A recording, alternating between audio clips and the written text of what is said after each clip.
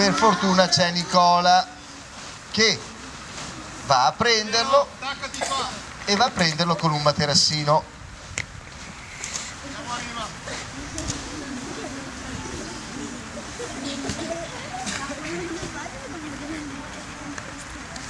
Allora, qui ci hanno insegnato due cose. Attenzione, è vero, sappiamo nuotare bene. In piscina ho fatto 40 vasche. 40 vasche sono 1 chilometro e quindi io posso nuotare 1 chilometro andando fuori, giusto? Eh no, devo anche tornare dentro. Ma in piscina quanto sono alte le onde? Non ci sono.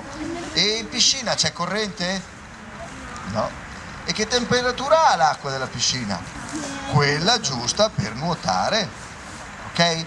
Quindi anche se in piscina fate 1 chilometro, guardate che in mare non fate 1 chilometro, anche capite bene perché, però fidatevi, mai fare apnea con quegli occhialini. Vi siete chiesti perché invece Nicola ha una maschera, in quella maschera c'è il naso? Sapete perché nella maschera c'è il naso?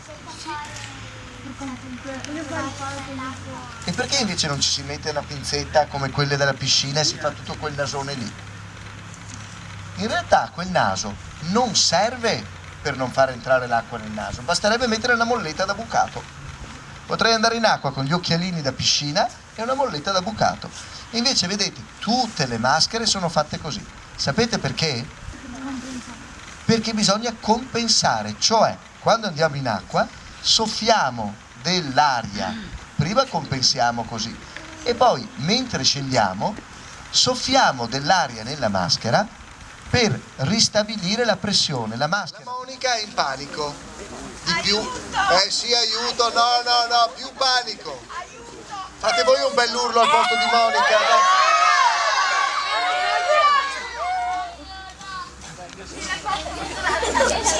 Cosa è successo secondo me? Sono affondati tutti e due, perché la persona in panico cosa fa? A parte che vi dà un paio di pugni perché è agitata, poi dice no, io so nuovo, ecco, allora attenzione, fermi tutti, adesso vi facciamo vedere una cosa, ma attenzione, questa cosa che vi facciamo vedere voi non dovete farla. Sicuramente non dovete prendere una persona da davanti perché è pericolosissimo. Se la Monica è in panico, dai, fate il panico voi perché la Monica non ha il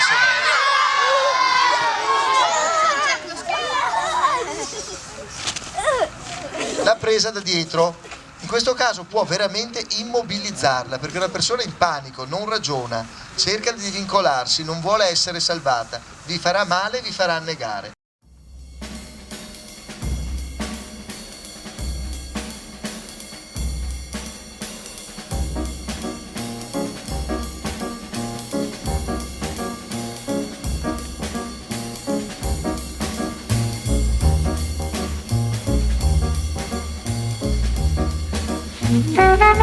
Thank you.